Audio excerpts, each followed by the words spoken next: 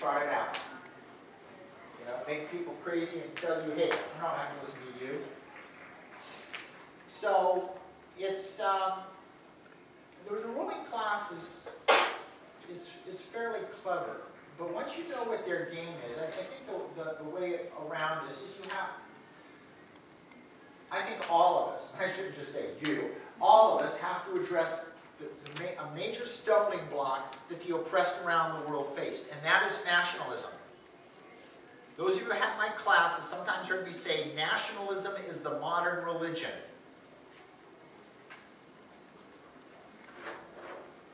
And that is, it's tough to challenge. But if we don't challenge nationalism, how are we ever going to address our class, address what we have in common? Because what we have in common is our class position. And the problems they face in Egypt are not unlike the problems that are faced in Bangladesh, are not unlike the problems that are faced in Morocco, not unlike the problems we face here, Mexico, and right on through the hemisphere. I think that's it.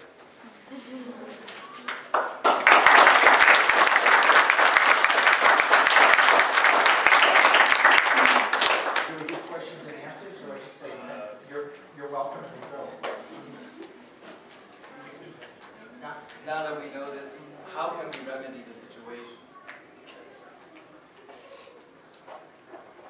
Well, okay, don't give a long professorial answer, give a short. I think we have to vigorously raise questions about nationalism. And it's a hard thing to do, because it is just drummed into your heads. You know, every country you learn to salute a flag, say a Pledge of Allegiance, have a national anthem. And I can't talk about other countries, but I know at sporting events here, they play the Star Spangled Banner. Opening day, the LA Dodgers had a mega flag out on the field. What does the flag have to do with baseball? I don't know. But it's a way of, there's all these rituals that reinforce nationalism, so it just becomes, and it's really,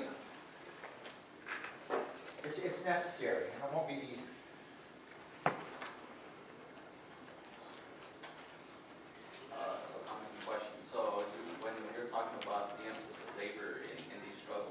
One of the last articles I saw, the press was putting up stuff from down there. One of the last things I read was that as protests in Egypt were growing, trade unions were seriously considering large-scale general strikes as a response to rank-and-file protests. And then that's when the military jumped in and told more to take a hike or whatever. So even the threat, the specter of labor. But the second thing is, why is the West all of a sudden concerned with democracy in these regions when they never cared before? So if you didn't hear his question, he asked, why is the West concerned with democracy? Actually, the way he phrased it was, why is the West concerned with democracy all of a sudden when they never cared before? That last part of the phrase is something that needs to be emphasized, never cared before.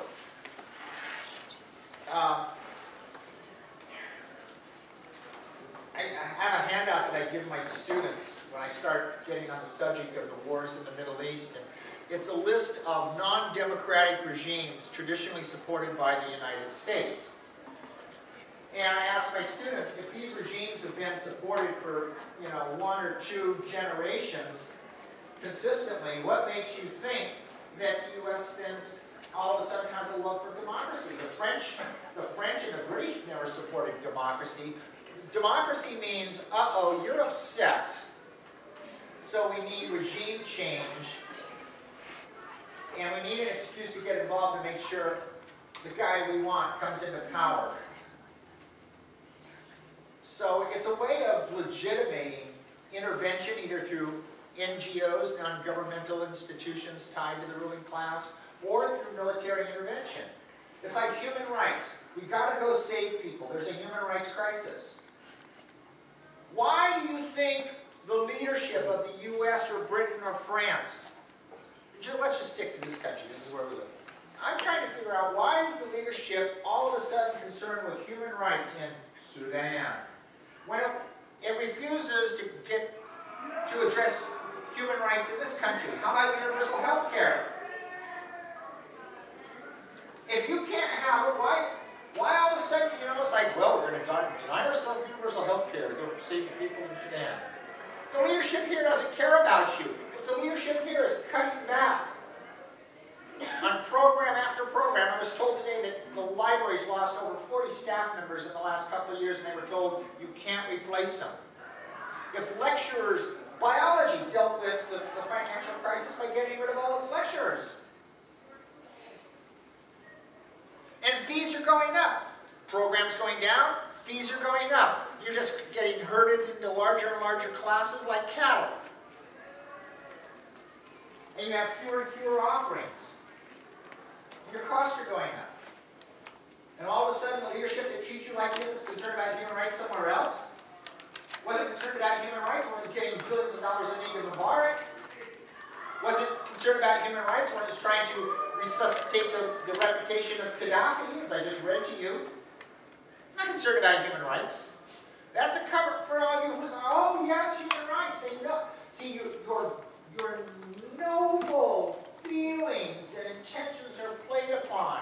The ruling class knows how noble you are, and they also know that you don't know much about history, and you're naive, and you always want to believe the best.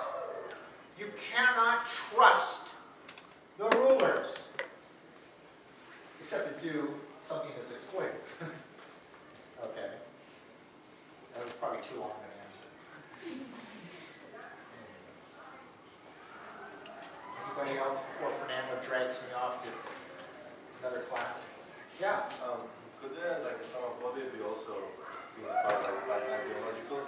So could Islamophobia in the Western world be inspired by ideological reasons such as that, like for instance, that Islam forbids interest, usury, which is so instrumental in capitalism?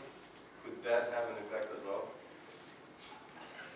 In somebody's mind, perhaps, but I think that the main consideration is to promote a view of the world in cultural terms, such as Christianity versus Islam. Okay? And to keep people's attention off of class. So, if you're talking in terms of viewing people either in terms of religious belief or national membership, you're not going to think about class.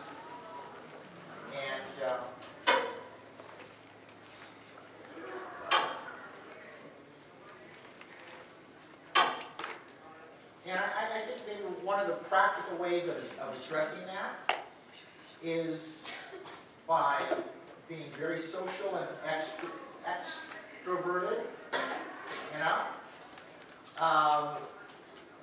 because the ruling class is pushing against you,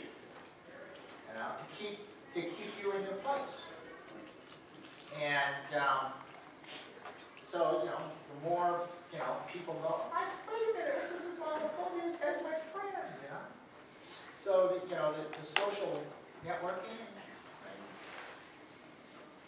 it's a good defense. And also to raise the question about nationalism, and to point out that people have lived together and done so quite peacefully. I don't want to go off on a whole list of examples, but I can tell you that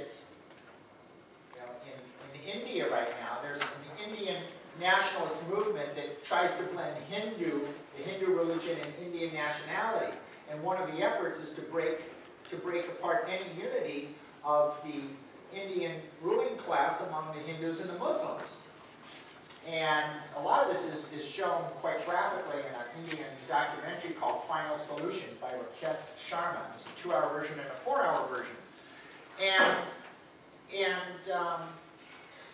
yet Hindus and Muslims can live together in peace, and they do it, day in and day out. But the ruling class has to try to take Indian nationalism, blend it with Hinduism, then to exploit both classes, and also to prepare the population for possible war with Pakistan.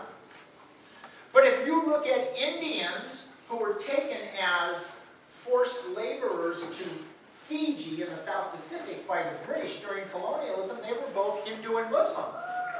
And as exploited families, what did they do? You know, the Muslims would say, well, we have this religious holiday, we're going to, you know, be having the, you know, this dinner, why don't you come on over? And the Hindu Indians would come on over, and then the Hindu Indians would reciprocate. And people share these things. And people are kind of naturally sharing that way. But the upper classes have to continually, you know, hammer people that these cultural differences they have are the main dividing line and keep people apart. Yeah. Is it the fate of everybody who elevates himself to an upper class to continue this warfare against their own people, to remain upper class?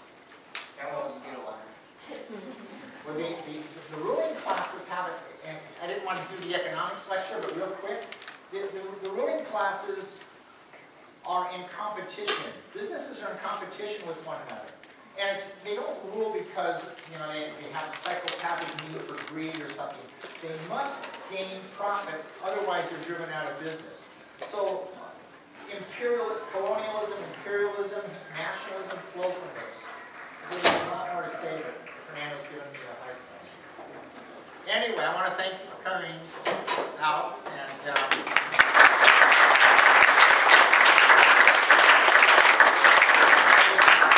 send me an email, what's the name of that Egyptian blogger, Joel Watson?